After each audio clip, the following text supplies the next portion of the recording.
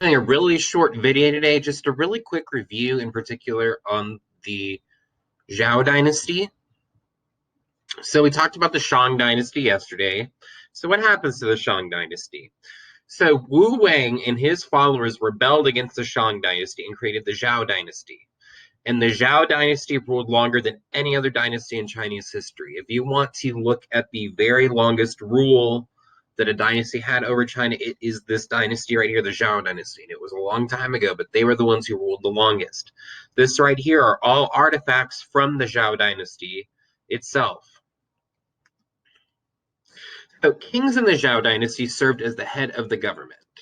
So the king was on top once again. Not a big difference from before in that respect. There were other big things that started to change, though. A bureaucracy are officials who are responsible for different areas for government serving under the king. So these people are officials, so you can kind of see the government, the idea of the government sort of starting to expand in the Zhou Dynasty, especially with these officials who are bureaucrats who are responsible for different areas of the government serving under the king. It's important if you want to rule a large area to have other people that will help you rule, and these bureaucrats definitely helped the king be able to rule his kingdom. And the Zhou kingdom was divided into smaller territories. So there's a large Zhou kingdom, and there are smaller territories that it's divided up into. And each territory was led by an aristocrat. The Zhou kings were thought to be the link between the gods and the people. You may see some similarities here to a certain degree between Zhou and Egypt in regards to there's a link to godhood, but while the Egyptians believed the pharaoh was an actual god, the Chinese just thought the Zhou king was the link to the gods and people. So if you want to talk about China and the Zhou dynasty, you need to talk about the Mandate of Heaven.